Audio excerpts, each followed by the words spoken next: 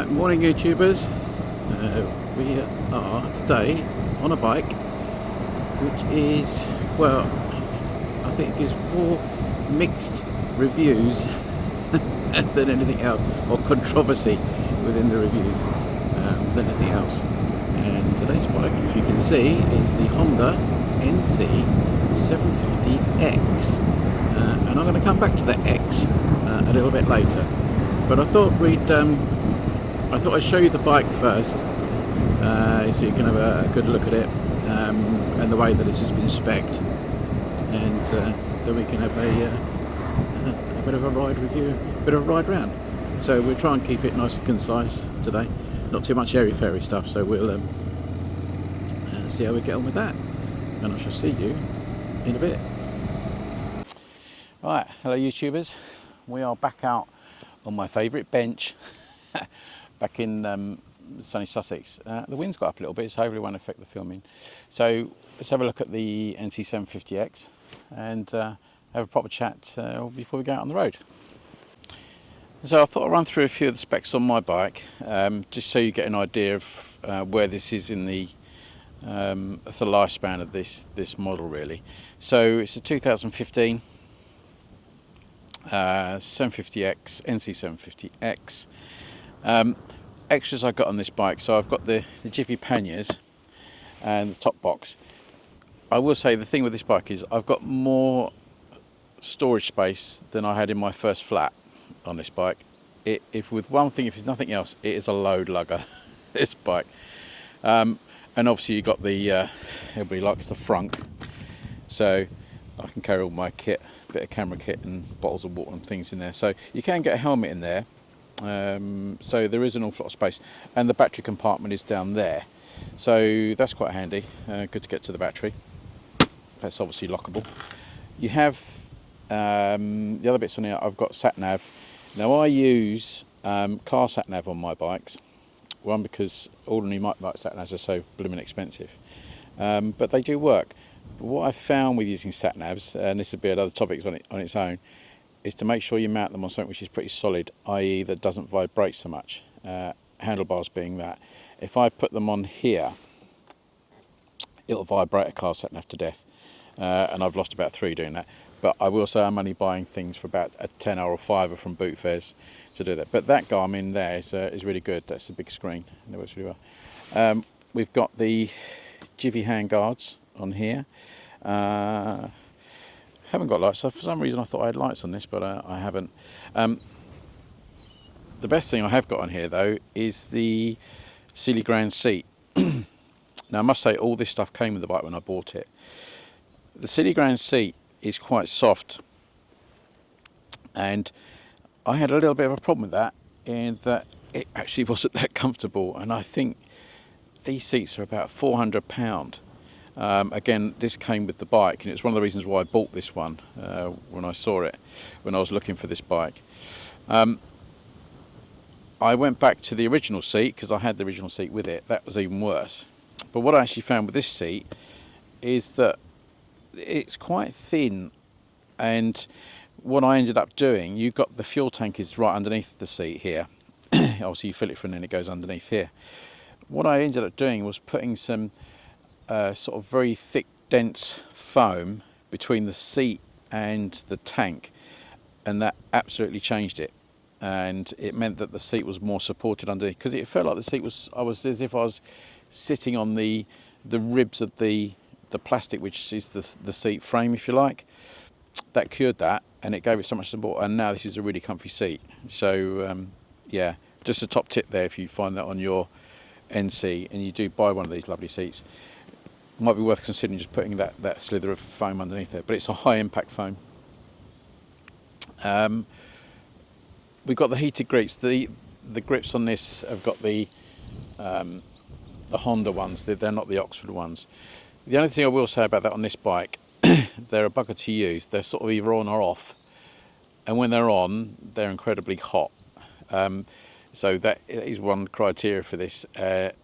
And to switch them off, you've got to sort of just dip it for a second, and it'll switch them off. If you hold on to it too long, it will try and change the setting, which seems to be like scalding or cold. As I say, I've got the top box. Apart from that, everything else is pretty standard.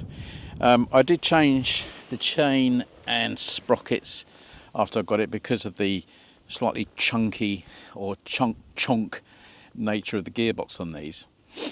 And that did solve that actually. It was much better. What I've also got is the gear lever on there, so I can change gear with the foot as much as I can with the hand changer, which is here. So you've got three options. So I've got the hand changer there, so I can go up and down with that, or I can just put it into drive or sport. I never use drive. Drive is such a horrible mode, if you like. It changes too quickly and it just doesn't feel right, so I always put it into sport, whatever riding I'm doing with it. Right, so that gearbox then, they're sort of love or hate, aren't they, with the DCT dual clutch transmission. I mean, essentially it feels like it's just having an automatic gearbox on a car. I'm going to go right here. But the thing with the DCT is once you sort of get used to it and its quirks, it's actually a really nice system to use. As I showed you in the little walk rounds, I've got three methods of changing gear on here. So we have the just put it into drive or sport. I have the hand switch, which I could go up and down on, which is over here.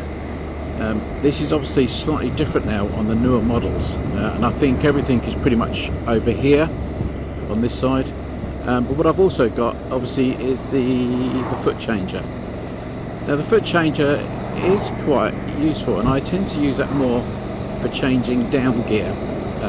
I let it do its own thing changing up, and I will say that I do keep it in sport mode. Drive is really, it changes too quick on the upshifts, so you always feel like you're labouring the engine, and probably a bit sluggish to change down. But with the foot in sport, it holds gears much better, and it's much more enjoyable to use. So I'm changing down with the foot shifter, and I'll try and demonstrate that if I can as we go on. Well, it's a little bit greasy today. So that's changing up itself. So we've gone into third, we're into fourth. But to change down, as you can see, it's changed right down there. So I'm changing with the foot pedal, I'm changing up with the foot pedal, up with the foot pedal again, changing down, changing down. So it's actually better. It feels like having a normal gearbox, but only with a quick shifter. So yeah, that's nice actually. I do actually like the downshift. So it gives you a bit more engine braking when you need it. But once you hold it there in that gear, it will change back up after not it's not waiting for you to change gear again. It will revert back to its auto mode. Ugh, horrible road. So DCT, yeah, it's fine. It's fine. I think on the newer models, it's probably even more refined. The only thing I do find with this, it's a bit not clunky when you start off. It takes a little while to warm up, and then it gets a little bit smoother. But I always call it chonky. So it's more of a shonk as you stuck it into gear and change down. You don't notice it so much when you've got your earplugs in your crash helmet on. But if I ride without my earplugs, there's nothing worse than sort of something that's making a noise that doesn't sound particularly healthy. But it is fine. I think what it tends to be doing is taking up the slack. So if you like, the sort of slacking chain and on sprockets and stuff. So I did actually change the chain of sprockets on this, and I did improve it really. But it's not bad. I think it's just a trait of this gearbox really. But you'll probably find, say, the newer ones will be a bit more refined than this. I also changed the screen. the screen didn't really give you that much wind protection, so this is, I actually adapted this is an old Honda DeVille screen which had the same mountings strangely, but I did have to do a little bit of cutting with it. So it's a little bit better, nothing fantastic on there. We got the handbrake. We thought my handbrakes were useful, but it's quite good if you're going on a boat or something like that, you know, you're doing cross-channel ferry, etc. That's quite useful. But apart from that, the bike is fairly standard. But what I wanted to bring up really was my feelings of what do I like and dislike about this bike. Now I've owned it for some time. The suspension is not great. I think from my perspective it's either too soggy or too hard. When I got the bike, the rear suspension, when you put it down onto your side stand, the bike almost went vertical, meaning that this rear suspension would just sort of sink, which I then thought was someone extended the the side stand, made it too long, but that actually wasn't the case. It was just, I think it had it really. So I actually changed the rear suspension on this bike, and I'll see if I can show you that. I put the YSS suspension on this. You might just be able to see it in there, and that means I can adjust the damping on there. But I will say it's still a slight compromise suspension wise. Now, coming off the Africa Twin to a bike like this was a bit of a shocker suspension wise, which it would be. I mean, you know, not stupid enough to think it isn't. But I would say this is its biggest failure, this bike, is the suspension. The front is way too hard. The rear is just too soft. Even though I've messed about with the adjustment on this suspension, it's way too soft. It bottoms out. If I have a pillion on there, yeah, you have to be sort of careful going over certain bumps.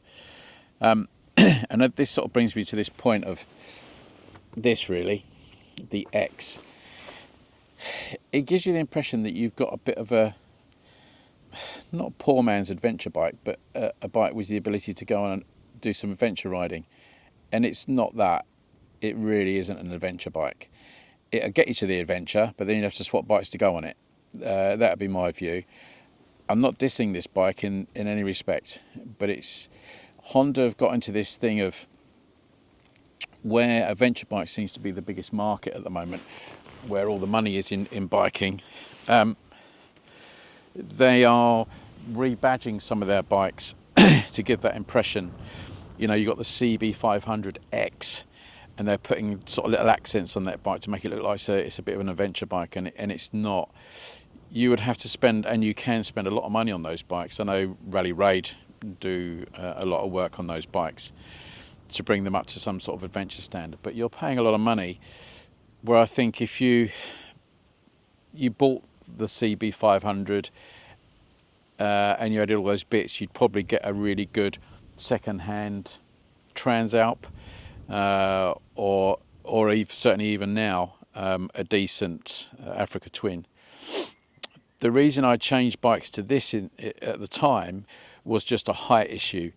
It's a much lower bike. I can flat foot this easily. The centre of gravity is really low. You'll notice that the engine of these, it's a real canted forward engine. And I believe from some research that this engine is not fitted to any other bike. This is actually a cut down Honda Civic engine, strangely. Some people might prove me wrong on that. But it's not fitted to anything else. And it really is canted forward like that to get a lower centre of gravity, in which it does. It works really, really well. So what's that engine like? So this is another sort of bone of contention. People say that it's a little bit underpowered, it's not that engaging. But you know, it's got more than enough power, even with pillion. This gets up to speed very, very easily. And I've never had any issues around, did I need a bit more power, etc. It's actually, it's more than enough. And with that DCT box, you know, I can drop a couple of gears and accelerate, and then if you've got full throttle, it will hold that gear. I was into slack off throttle, and then it'll decide, okay, we sat here long enough, let's upshift.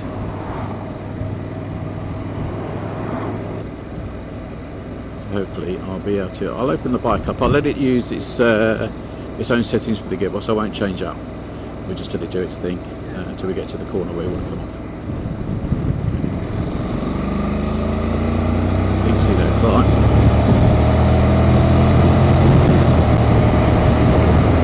So we're getting up to speed without any problem there at all, and that wasn't pushing it. And if I held it in gear, it would be quicker than that. And I wouldn't even say that was full throttle, to be honest with you. It does turn nice, so it does lean well, this bike. I'm being slightly careful because it's a bit wet. Hopefully you can hear the exhaust. But we do a little exhaust run when we do the well, you should have heard the exhaust by now, because I'm trying to do my videos in sequence, chronological order. So it's interesting. We're starting this channel. You have to learn very quickly how to get your videos produced in a sensible and orderly fashion, let's say, so that you're not wasting time. It takes a while to set cameras and stuff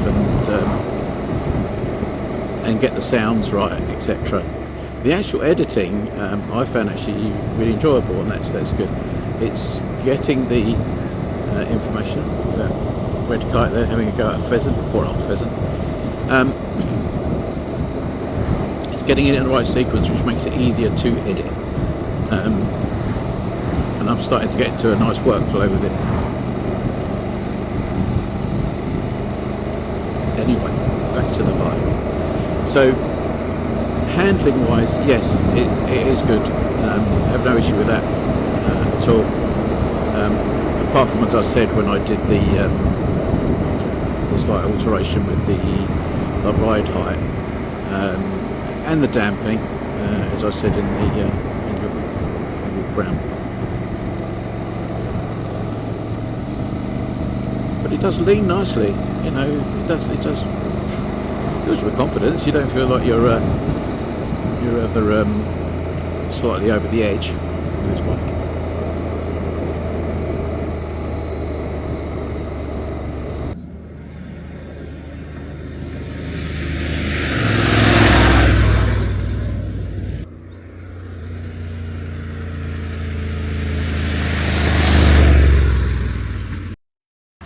Okay guys, we'll head back to the bench and have a final wind-up chat about the NC750X. So one of my final thoughts on this bike, well, certainly it is an excellent motorcycle, without a doubt. I'm enjoying owning it. It does everything I need to with it. Would I tour with it? Yes, definitely. Would I go on adventure? No. Enough said there. But it is a really competent motorbike, and I wouldn't hesitate. If you're thinking about buying one of these, then go for it. But I wouldn't buy it as a adventure bike or spec it up to do that. I think there's much better bikes out there for the money that are already have got the right suspension and bits and pieces to do that. Where this will cost you money to do it. But other than that, you know, fantastic looking bike. Always starts, which is always a plus, and something to enjoy and own. So I hope you found that interesting. I look forward to seeing you in the next episode, which will be coming up soon. Take care, ride safe, and remember to subscribe.